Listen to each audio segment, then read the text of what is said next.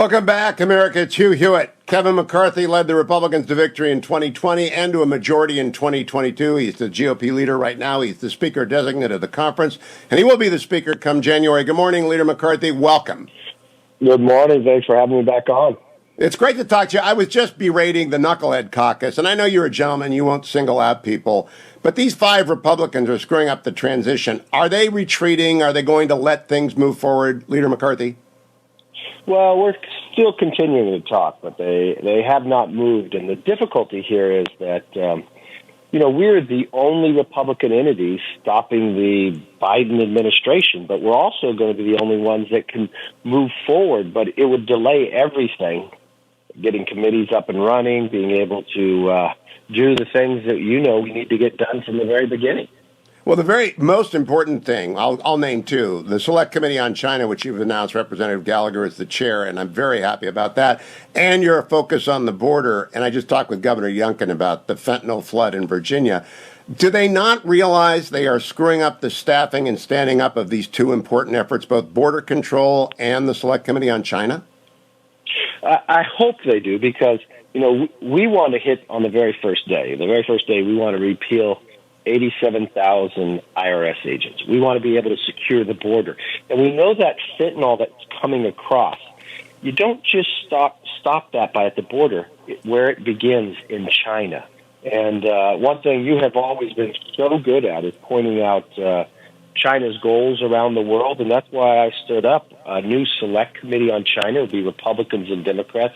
Congressman Gallagher will chair it. He's an excellent member with great knowledge. But to speak with one voice, to standing up to China, I think long-term is so important. And to get that going on the very first day and not be able to have staff now, it's just going to delay us months. And it gives Democrats the advantage when that happens. It does. And they did not do this when they took over the House back when the House was lost 6 years ago. Nancy Pelosi had it all stood up. And it's just what the Democrats do better than the Republicans, which is agree, disagree in private, and get together in public. When will we know the extent of how many members are going to be on the Select Committee on China, Speaker Designate McCarthy? Well, if we could get the Speaker's race put together before the 3rd, we could announce that on the 3rd and get it up and running and have the action start working. I have communicated with Hakeem Jeffries, the minority leader, telling him my intentions, not just of the Select Committee, but long-term for this committee, that I want serious members on it. I don't want political games. I want to speak with one voice. I want to tackle the challenges and bring those manufacturing jobs back to America. Look at the areas that China has gone. When you think about from medical, from critical minerals and others, where China has been controlling this, we don't want to be dependent on anybody, and especially not China. Their buildup, their plans to where they're moving towards. We've got a lot of work to do, and every day that we fall behind is another day lost. So, Speaker Designate McCarthy, when you see these 5 in the hallways, and it really is just 5 people who are screwing this up, do they avert their gaze? Do they know that? I mean, the criticism of them is growing and it's swelling. Do they not want to diffuse their own political crises? I believe in the end they will, but this is the real challenge, After the election, and you were right, I mean, if you look to Republican governors, Republican senators, the presidency, in the last 2 cycles, Republicans have lost, but there's been one entity that we've won. I've been leader for 4 years. I won last election cycle and this election cycle. We won the majority. They don't hand gavels out in small, medium, and large. They give you a one-size gavel. If you're concerned about the border, you're concerned about accountability, there can't be one subpoena to go out. You can't oversee. You've got to get the process up and running. Only 3 times in the last 75 years has the House flipped from Democrat to Republican. There's a lot of different items that have to get done, people and places. This delays it all. But after that election, we had our primary. We had a discussion. We had the conference decide. They got to vote in a secret ballot who they wanted to have their designee on the floor that day. I won with 85% of the vote. I would believe, like even in the Freedom Caucus, they have an 80% rule, that all of them have to vote for something if 80% of them agree. I just believe this is a win for the Democrats. They're sitting back, and we can't allow that to happen.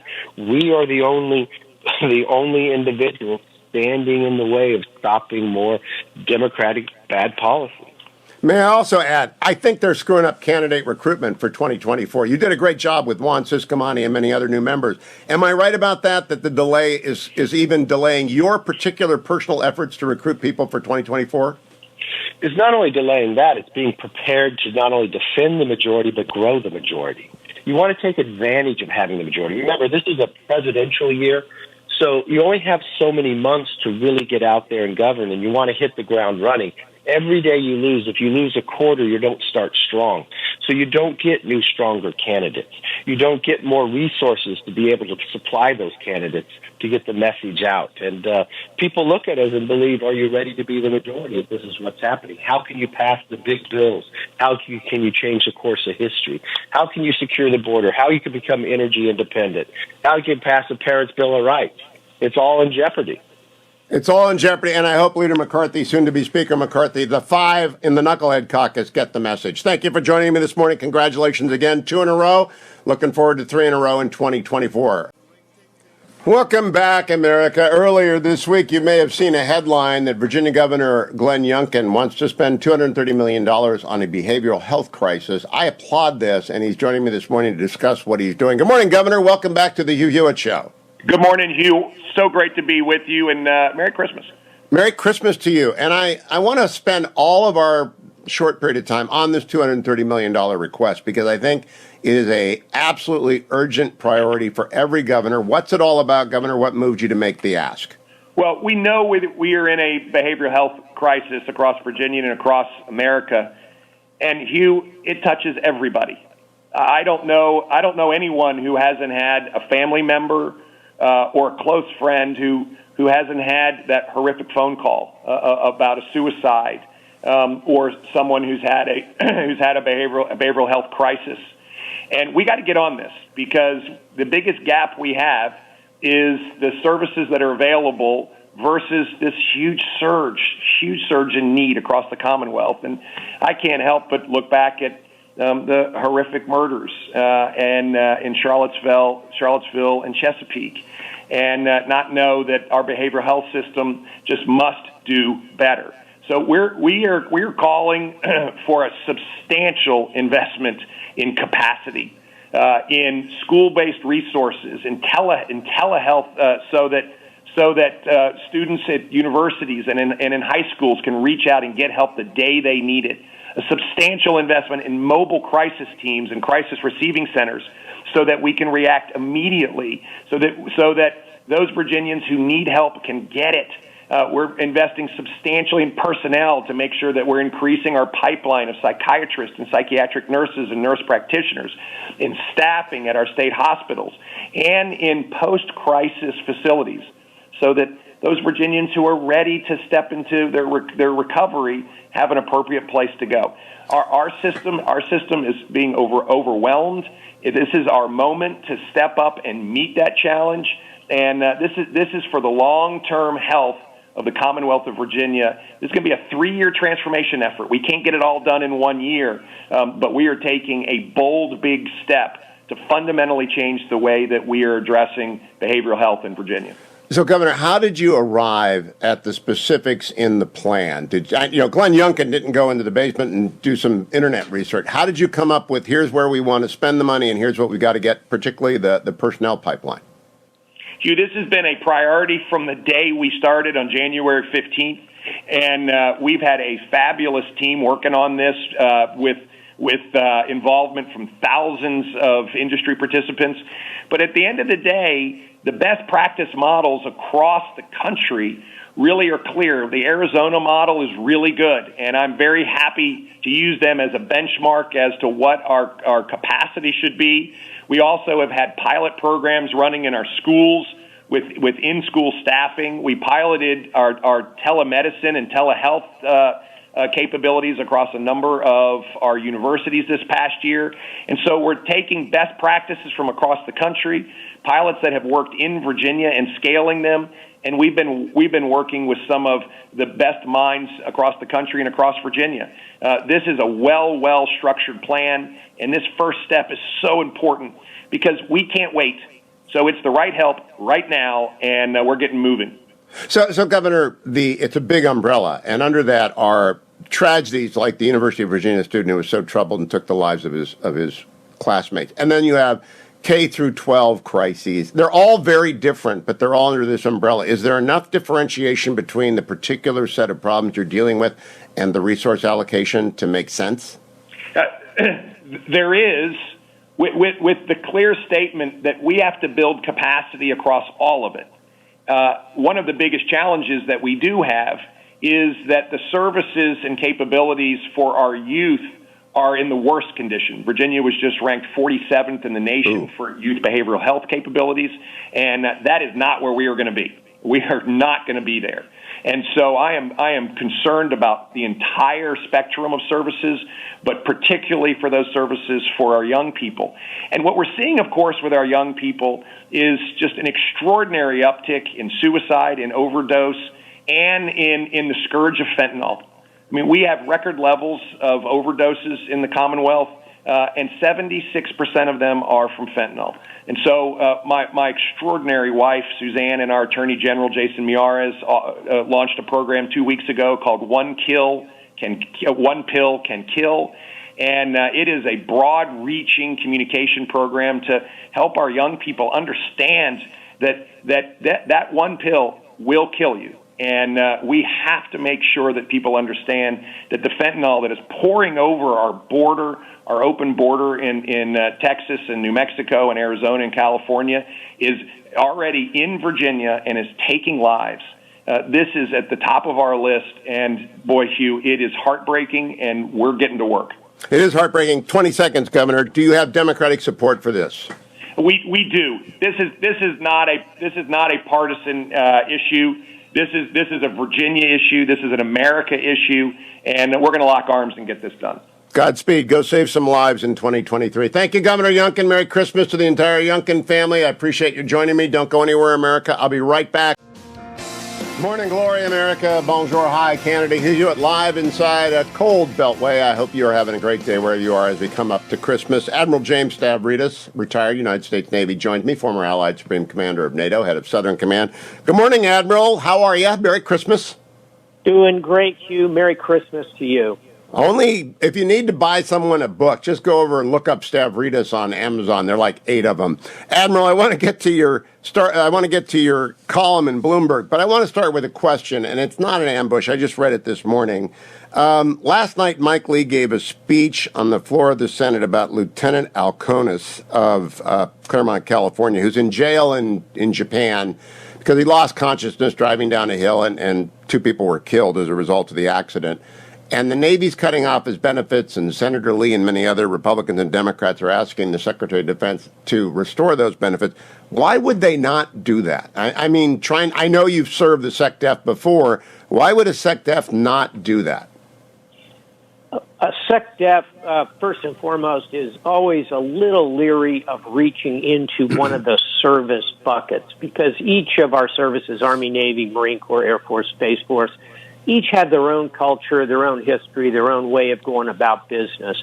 Secondly, Secretary of Defense is typically focused on big issues, and he leaves that kind of decision to the Secretary of the individual service. I have served both as Executive Assistant, essentially Chief of Staff to Secretary of the Navy, and I have served as Senior Military Assistant, same kind of job to the Secretary of Defense. So I think Secretary Austin is going to turn around to Secretary Del Toro and tell him to make that decision. Now, in this particular case, Hugh, about which I do not know a great deal, I know that this is a young officer who has made a mistake, and I think personally this is a situation where the Secretary of Defense might want to reach in and look at that case. But beyond that, I don't have sufficient detail to say one way or the other. Well, I had guessed that he was simply standing by a DOD decision. I didn't think SecNav, but I just wanted to bring it up to people's attention. I don't want to press you on something you don't know about. Let's move to the column. This is a great reading list. You promised it last week. You came up with Kissinger and Graham Allison and Yu Ha. I don't know that one, China in 10 words. You're going to have to tell me about that one. This is a terrific book, and it's not a new book, but what it is it takes 10 Chinese characters from their language for things like house, man, water, and it then explains culture, history, how that particular iconic and iconography of that calligraphy means in China. So it's a little different than the reading Graham Allison's crystal clear prose about the possibilities of a war with China. This is a book to help a reader get their head inside Chinese culture. I highly recommend it.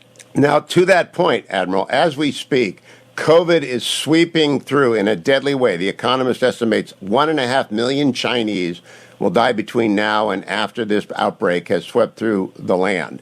What do you think that does? As Congressman Gallagher and the House Speaker designate is coming up later in the hour, what do you think that's going to do to the General Secretary Xi's approach to Taiwan? Will it make him less or more inclined to turn attention to Taiwan as his country struggles through a horrific pandemic that they've held at bay through lockdown? Yeah, we ought to begin by observing that in the entire pandemic, China has really had a very small number of deaths. They say only about 5,000. Let's say they're off by a factor of 4. So let's call it 20,000 dead during the entire pandemic. They have a population, of course, of 1.2 billion, 20,000 dead. We have a population of 340 million, so about a third of China, and we've had 1 million die in this pandemic. So you got to start from the premise that one thing China has done well is to avoid deaths. Now, because they are coming to grips with the reality that you can't run a modern economy by just shutting it down every time there's a flicker of COVID somewhere, that's why all of a sudden you're going to see COVID go ripping through this society. And yes, the estimates are somewhere between 1 and Hugh at the high end, 3 million could die in a very short period. So how does that impact President Xi? I think that if there's a huge spike and it's very sudden and they can't contain it at all, and don't forget, they have advantages we didn't have in that there are vaccines. Theirs is not very good, but it's not nothing. And they have better ability to mobilize society, to simply direct everyone to get a vaccine, to order people into various situations to control it, short of the zero COVID they've been doing. If he can manage his way through that without a huge upsurge, I think his power will be further consolidated. And here's the punchline in terms of Taiwan. If, however, the society feels as though this is a massive failure of the Communist Central Party, in other words, not only did they begin by locking us down and hurting the economy, but now 1 million of us died in the last 6 months, I think that could undermine his strength. And here we get to Taiwan. Often when dictators find themselves in a situation where there's huge internal unrest, they tend to look for outside individuals or situations to blame. So if it goes badly, it could raise the chance of Xi being very aggressive outside the country. If he manages his way through it, I think he'll be more inclined to continue on the status quo and avoid a conflict over Taiwan in the immediate future. Well, that was what I guessed at. This is a classic case of a totalitarian regime having advantages that free societies don't, but also the great systemic weakness of non-self-correction. And they just move from complete lockdown to complete open up with nothing in between. And they have this nightmare scenario unfolding. But dictators are going to dictate, right? They got to do something to stay in power. And do the Chinese still have in their mind what happened to Gorbachev? I think what they have in mind more than Gorbachev is the Cultural Revolution, the chaos that descended on the society, and how that internally ripped apart the society and the repressions that then followed the Tiananmen Square in 1989. It's a complex picture inside China as they wrestle with their own internal, if you will, modern Chinese communist history. And so they don't have a period where they can look internally and say, yep, that's what we want to do. We want to try and find our way through this. And here's the real problem for them, Hugh, and it is for every authoritarian society. Democracy is like a safety valve. So think about a pot of water on a stove, and it's boiling away, but that safety valve is there to lift when that internal boiling goes crazy. Here in the United States, water is boiling. You don't like what you see from President Bush, and then pop goes the safety valve. You get President Obama. Then you don't like what you're seeing from President Obama, and pop goes the safety valve, and you get Donald Trump. Pop goes the safety valve. You get Joe Biden. Now, there are downsides to that because you're you're frequently turning over in that executive branch. But here's the point for China. If you don't have that safety valve, that democracy, that messiness of democracy, albeit, but if you don't have that pot of water, sooner or later, it often explodes. That's what President Xi ought to be worried about. So I want to recommend to my audience that they go to Bloomberg and Google Bloomberg and Stavridis and you can get 1 column or 5 columns for free. You don't even have to subscribe. This is the one to get. Admiral, I've been talking a lot about how the new Select Committee on China ought to open up. And I think the Kefauver Committee, which held hearings across the United States, is a great model. Would you start with the threat, the espionage and the military threat, or would you start with Chinese history and sort of how did we get here? I think you've got to start with the threat. You have to recognize not only the reality of this strategic competition, which could grow into a conflict. You have to start with that as a premise because that's your attention getter. And you and I and Representative Gallagher and plenty of people, Graham Allison and Henry Kissinger, we all talk and think about China a lot. I think to most Americans, it's still just something humming along in the distance, and they're a little worried about it. I think you start with the threat, and you get people's attention. I think then you back up to the history and the culture, and then you move forward to the important part, which is, okay, what are we going to do about it? Wise words from Admiral James Stavridis. Go to Amazon.com. He's got many, many, many different bestsellers that make great Christmas presents. Any of them will do. But go and read this Bloomberg column, Bloomberg and Stavridis, and they will give you one for free. Go and read this one and get those books as well. Thank you, Admiral. Morning, glory, America. Bonjour, hi, Canada. It is Hugh Hewitt on Friday, December the 16th in 2022. I'm so glad you're joining me this morning.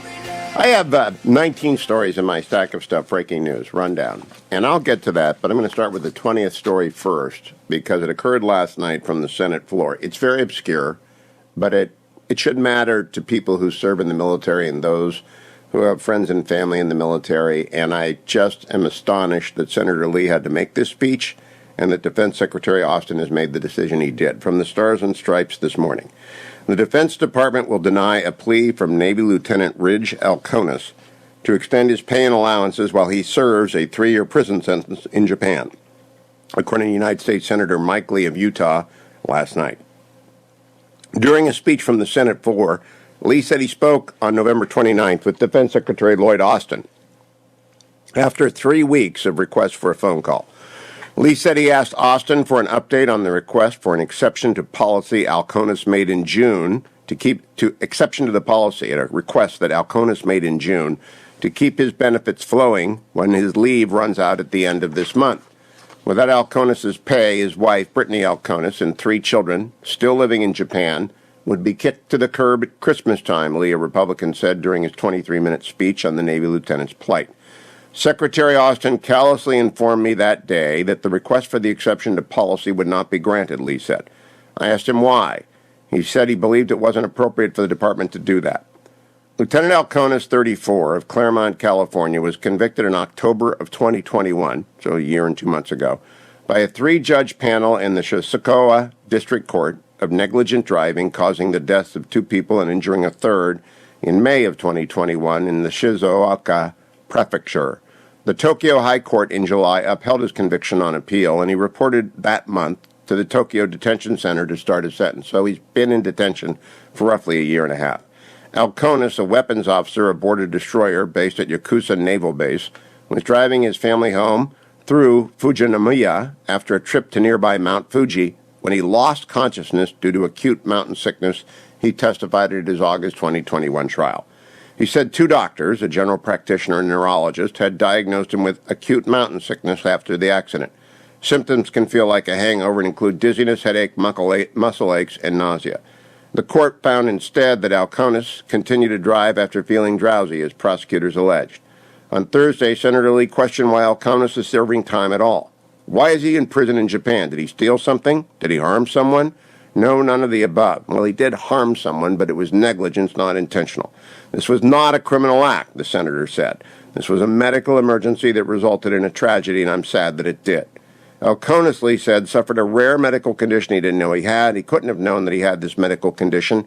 It caused him to lose consciousness at that moment. Lee argued that DOD should make an exception in the Alconis case that the law allows in unavoidable situations. The DOD may continue pay and allowances for absent service members, according to Title 37 of the U.S. Code, Section 503, the senator said. It seems to me that if there were ever an instance perfectly tailored for this statute or an absence that needed to be excused as unavoidable, it's that of Lieutenant Ridge Alconis, Senator Lee said. If not, the department should officially deny Alconis' request and state the reason to Congress so it can change the law, Lee said. Lee has yet to find a Democrat or Republican in either the House or the Senate who isn't moved by the Alconis' story, he said. Of course, this is a no-brainer. I think it's also a no-brainer. That's why I'm starting the show on a Friday with it. On Friday, Brittany Alconis posted on Twitter, I've had the pleasure of speaking to enough members of Congress to believe Senator Lee when he says that if the Department of Defense won't act, Congress will. Lee isn't the first high-profile lawmaker to take up the Alconis case. Vice President Kamala Harris, a Democrat, during a September 26 visit to Tokyo, discussed it with Japanese Prime Minister Fumio Kishida. The case is tragic for all involved, and we are working to find a compassionate resolution, said a White House official in October, speaking on the condition of anonymity to disclose information about a private diplomatic meeting. They're not working hard enough. Secretary Austin, every member of your staff that's driving to work today at the Pentagon, thank you for serving. Thank you for getting up early and being on your way to the Pentagon at this hour, and it's another crappy day inside the Beltway. Go fix this. It's not a lot. There's a title in the U.S. Code that says you can do this. I don't know why you're being harder than nails on a lieutenant who fainted while driving down from Mount Fuji. And I try and put myself in the position of every service member and the family of service members when I read about stories like this, and I say to myself, would I suck it up and say that you had that coming, or would I say that's nuts? This is nuts. This is really nuts. It's a tragic story. 2 people died, 1 were injured. It is a story that would have resulted in civil liability in the United States, and he may be facing civil liability anyway, but he'll be insured probably by USAA. There is no reason for the Department of Defense not to grant this exception. Senator Lee, well done. And I hope that the Alconis family doesn't have to go the GoFundMe route because the United States Navy, not the United States Navy, it's the DOD. My bet is that the Navy wants to make the exception, and my bet is that civilian bureaucrats are saying, we can't make an exception here, we're going to have to make an exception there. It's always the slippery slope argument that I hear from bureaucrats, and I've heard from bureaucrats for 40 years. If we do this, that might happen down the road. Well, deal with that when that comes along, but if you have exception authority, use it diligently, use it wisely, use it for Lieutenant Alconis and his family. To the stories. Beijing death toll mounts as COVID sweeps through the Chinese capital. And not just the Chinese capital. I just posted a note from Ellis News Items. It's sweeping through Shanghai and all of China. A totalitarian government used totalitarian lockdowns for 3 years. Now they just suddenly took them off, and COVID is rampaging because they got the crappy virus, the terrible vaccine and very little treatment in China for those who are sick. So it's just a disaster in China right now. Pray for those people. Yesterday was a disaster on the market. Retail sales, manufacturing declines point to a slowing economy. This is the market update brought to you by Birch Gold. The Dow was down 764 yesterday. The S&P was down 99. The NASDAQ was down 360. The Financial Times report that global stocks fall after the central bank pushes rates higher. The nightmare around here, including company layoffs at Christmas, is that we're in a recession, and we're going to be in a recession for a long time. Bob Seawright, who I always talk about, the Better Letter news writer in San Diego, summarized in the Better Letter this morning that the S&P 500 is getting crushed, and using very rough numbers, is down 18% year-to-date. The Dow is down 8.5%. The NASDAQ is down a dreadful 31%. The Russell 2000 is off 21%. Value is down less than 3%, but growth is down 25%. The bonds have been suffering what is probably their worst year ever. The benchmark 10-year U.S. Treasury note has seen its yield jump about 200 basis points to around 3.5%, and the yield curve is now inverted. As 2-year notes are yielding about 4.25%, and 6-month T-bills are yielding almost 4.75%. The Bloomberg U.S. Aggregate Bond Index has lost more than 11% this year. There's no better news overseas. The only good news, broadly speaking, is in the commodity space. Gold is off about 2% this year. Now compare that to everything else. Compare it to everything else. That's why you want to have gold in your portfolio, why you want to have gold in your IRA, why you want to call Birch Gold or actually go to birchgold at hughgold.com or text my name, Hugh, to 989898. Down 2% when the NASDAQ's down 35%. I have a balanced portfolio. I'm an investor, not a trader. I'm sure traders got killed trying to beat the market. You can't beat a falling knife. You can't. But if you had gold, you still got what you have, down 2% from the beginning of the year. Sounds pretty good compared to the S&P and the NASDAQ, doesn't it? Even compared to the Dow. Other stories. Again, hughgold.com or text you to 989898. Get free information on buying gold or opening an IRA or a SEP IRA or a 401k at the end of this year. Sam Bankman-Fried's arrest offers cold comfort to FTX customers. There is so little attention being paid to the million people whom FTX stole from. So little attention. Good for the Wall Street Journal. Evidently last night or yesterday, Elon Musk banished some people from Twitter. It's his company. He can do whatever he wants. It's not a publicly traded company. He had many statements about future performance. He had many statements to the Congress under oath that they weren't banning anyone. He's banning people reporting on real-time movement and others. And CNN actually said that was breaking news last night. They've lost their mind over there. Former President Trump lashed out at polls showing Ron DeSantis with the big primary lead in the 2024 primary. We're on the eve of nothing less than a civil war, according to one donor. That's an NBC News story. Nope, not true. And if I can get you to read one thing today, go to the Washington Post and read 5 down in apartment 307. A mass fentanyl death tests a Colorado prosecutor. It is so heartbreaking to read. I mean, they shouldn't have been using drugs. They thought they were using cocaine. There's a child in the crib in the next room. 5 adults all dead because their cocaine had fentanyl in it, and they all died immediately.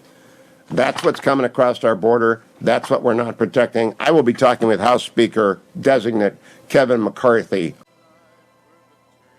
Well, Christmas is 9 days away, and Angel Tree is very, very busy. Thanks to all of you who've made a donation. We had a great call at Salem from Tim talking about how much Angel Tree meant. Let's play that, Adam. During the time he was in prison, his daughter would look forward every year to a Christmas present under the tree provided by Angel Tree Campaign. And every year, while he was incarcerated, he had a gift under the tree. I can't tell you what that means for that little girl, how it made her feel to have just something under the tree from him expressing his feelings. That's her foster father, or basically her foster father. He helped take care of the daughter of the incarcerated person, and Angel Tree always reached out, always connected the father and the daughter. You make that possible with your donations. You can call right now at 888-206-2764, or you can go to hughhewitt.com, and the banner is at the top. We're doing very great. It's a tough year. I mean, it's a nasty year out there. The recession is real, layoffs are real, and people who are working and making money are stepping up to help those who don't. $125 will bless 5 children. You do the math. You want 1,000 children, send in $25,000. If you can do that, that would be great. We appreciate it. Other news items. U.S. adds 36 companies to the trade blacklist as we get serious, finally, about the war that we are in, the Cold War with China. There is an astonishing story about how badly run the Russian army is. Wiped out. War in Ukraine has decimated a once feared Russian brigade. The bloody fate of the 200th Separate Motor Rifle Brigade is emblematic of Vladimir Putin's derailed invasion plans. The war has been going on for 10 months, and the Washington Post has an extraordinary story about what was once one of the most feared brigades in the Russian army. It's been destroyed.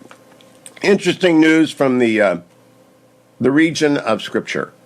2,200-year-old coin hoard gives hard proof of the Book of Maccabees, say archaeologists. That's over at the Times of Israel. I love stuff like that. If you listen to Father Mike, the Bible in a Year, you've heard the Book of Maccabees, maybe for the first time if you're a Protestant. And here we have, just having gone through the Book of Maccabees, archaeologists have uncovered a cache of 2,200-year-old silver coins near the Dead Sea, which they say is the first physical proof that the Jews fled to the Judean desert during the upheaval and persecution under Hanukkah villain Antiochus IV Epiphanes. Now, I learned how to say that because I listened to Father Mike's Bible in a year, and it tracks exactly with it. It's a fascinating, fascinating story. Now, the other side, that's scripture, that's cool. I can't believe this. School board leader in California resigns after allegedly hosting a party with male strippers and choir students. On social media, a group of shirtless men playfully flexing at a party. The other photo, also on social media, shows a group of students appearing to sing carols in front of the holiday-themed setup. For officials with the Claremont Unified School District, as well as parents of the high school students, the allegations of male strippers making grand entrances around underage teens were no laughing matter. Do you think you got to pay attention to your school boards? And this breaking hard, the birth of Merry Christmas has a new home after archivist discovery. Rochester Cathedral was considered to be the birthplace of the phrase until an archivist at Hereford Cathedral discovered a letter. John Fisher was a saint, a martyr, a cardinal, and the first man to use the phrase Merry Christmas.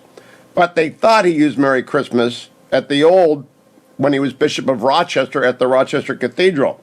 But turns out he used it when he was at Hereford Cathedral in a letter to Thomas Cromwell, who was the bad guy who became a good guy in the retelling of the whole Henry VIII saga in Wolf Hall. But Fisher, who was then the Bishop of Rochester, used the phrase in a 1534 letter to Thomas Cromwell, but he did it from Hereford. That was important to get that settled. Harvard has a new president, an insider, and a historic first. Claudine Gay is the Dean of the Faculty of Arts and Sciences. She will be the first black leader of the university and the second woman. Congratulations to my alma mater's new president, Claudine Gay.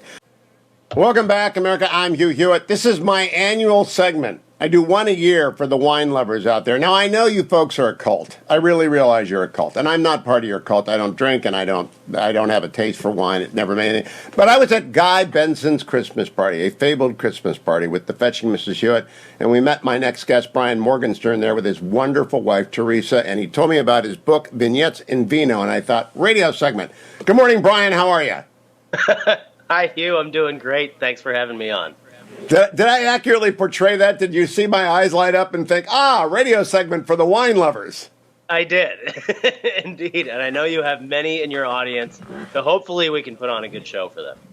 Put on a good show. Let's start by telling people I was also loving my conversation with Brian because he put 7 years into the hallways of Gibson, Dunn and Crutcher, which is the law firm that first hired me as a law student. And Brian, how did you go from senior associate, to being the deputy press secretary in the Trump White House to being the author, along with Teresa, of Vignettes and Vino? Oh, what a story. I mean, so when Trump won, and nobody thought that he would, then Steven Mnuchin was becoming the Treasury Secretary, and I had some friends in New York from Mnuchin land who were going to go join him in the administration, and he wanted a lawyer to be his chief speechwriter, and so they kind of brought me along for the ride, and what a ride it was. 4 years, I was the Deputy Assistant Secretary of the Treasury. I then, during the pandemic, to work on Operation Warp Speed, confirm Justice Barrett, some other consequential issues, they brought me over to the White House, and I got to work with all those myriad players, from the COVID task force doctors to President Trump himself and Vice President Pence. It was a whirl of a lifetime, just a really incredible experience. And I hope that I served in a way that was positive and impactful. Well, along the way, you managed to take enough notes to come up with Vignettes and Vino. So let's talk about Vignettes and Vino. Remember the Lentz rule. If you don't say the title 7 times, people won't remember Vignettes and Vino. So how did Vignettes and Vino show up? So at the beginning of the coronavirus pandemic, I was at Treasury. We were doing all the economic relief programs, so I was working nonstop. Teresa, at the time, worked for Wilbur Ross when he was Secretary of Commerce. So all she did was travel. That was her whole job. So COVID hits, she's grounded. So what does she do? Like any good, enterprising young lady, she decides to enhance her skills in in the culinary arts, and she just went out and went grocery shopping like crazy at Costco, loaded up the car, and she started coming up with all these fabulous recipes. And while I was doing all this work, then we wound up, fast forward to the end of the administration, we both were assigned to the White House to work on the coronavirus task force and Operation Warp Speed. So then we started making stories together, and we decided let's combine them with the recipes and make a nice, useful book that is both entertaining and actually very practical for anybody who wants to host a dinner party. That's it. Lots of stories, lots of Trumpland stories, lots of wine stories. Now, you worked for a president who does not drink, like me, doesn't know anything about wine. I was recently asked by a friend of mine to give a little talk about Richard Nixon and his love of wine on the 50th anniversary of his toast for peace in China. And I did. I did my research in the library, helped me out. Did wine matter to anyone in the Trump White House at all other than the Morgensterns? Not too much. It's not all wine, although I think many Americans probably needed to throw back a few glasses at various points in the Trump presidency, as many of us on staff did. But it's not all wine. Some of these have very creative cocktail mixes that go along with them.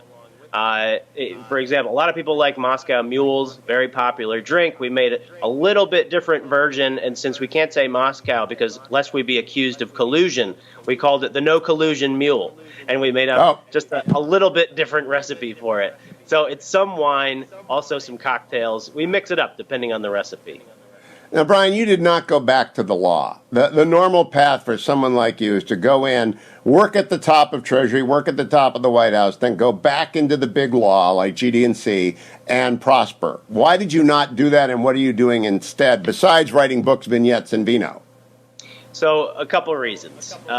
One is I had a good experience. I worked on interesting cases. I had wonderful clients, my colleagues, and everything I enjoyed.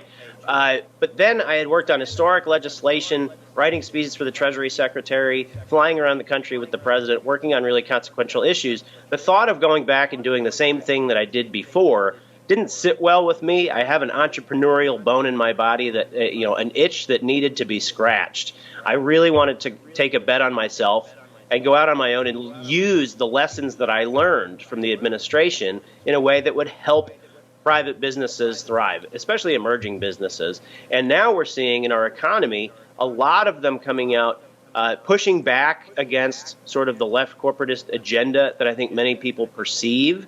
It can be stifling to creativity. It can make, particularly, I've found some Christian businesses feel like they are facing political risk just because of their beliefs and how they talk about issues. And so I wanted to help those businesses. And I've found that there's a pretty good market for it. And so we hung up a shingle. We started our business. We've represented anywhere from financial services businesses to family offices facing controversies and investigations and litigation. I can help them manage crises to nonprofits. And I mean, you name it. Just people from across the country have been coming out of the woodwork wanting the sort of crisis management expertise that you get in a really tumultuous administration. So I've had a lot of fun doing it. You know, Brian, Eric Denzenhall is an acquaintance of mine, and he runs a great crisis communications, but it's been there for a long time, and Eric's very well known.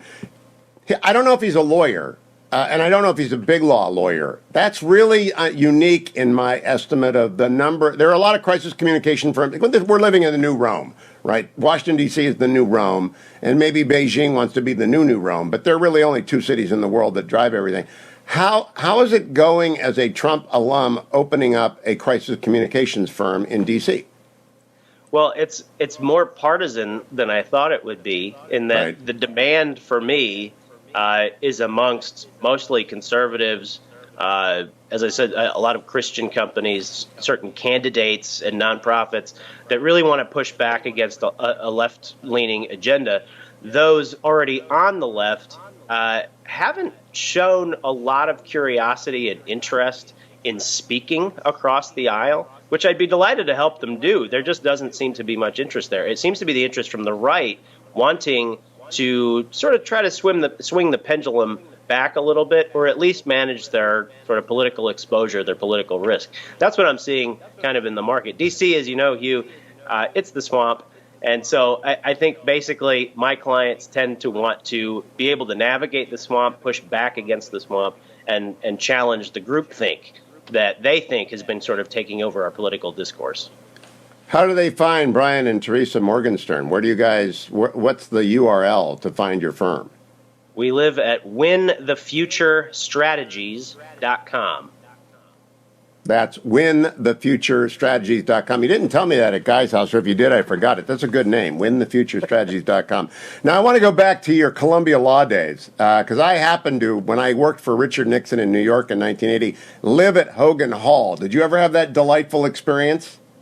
I did not live at Hogan Hall. I lived in apartments on 110th and 115th Street with many roommates. They really crammed us in there. They maximized the bugs were so big at Hogan Hall that they could move the bed. I just wanted to know if it had improved any. Do you miss New York? You're down in D.C. New York is such a different place. I've lived there, but I would never live there again. I like to go there. But do you miss it? A little bit, because I have so many friends and family who are still there. And the energy and the possibilities are really wonderful. And when people say, how do you like New York? I say, well, I don't like it because it's expensive and crowded and sometimes dangerous and dirty. I like it in spite of those things, because of the relationships that I had, the possibilities that seem endless. I do, part of me misses it, but we also need some space. We want to put down some roots. And it's pretty tough to do that in a 800 square foot apartment. If you can get. So I want to. So you're not going back. You're staying in D.C. If I were ever to go back, I think we might be suburbanites, which I never thought I would say, but I'm becoming my dad. So what can I say? That's an yeah, you are. That's an admission against interest. I'm sure the Geico commercials and whatever it is, Dr. Bob or whatever that guy is. So I want to circle back to Win the Future Strategies, Brian. When someone has a problem, do you want them to call you early or late? And do your rates stun them, or are they? I mean, how do people come to realize they need a crisis communications consultant? Well, I like to tell them that it's usually better for them to call me before the New York Times is already calling them.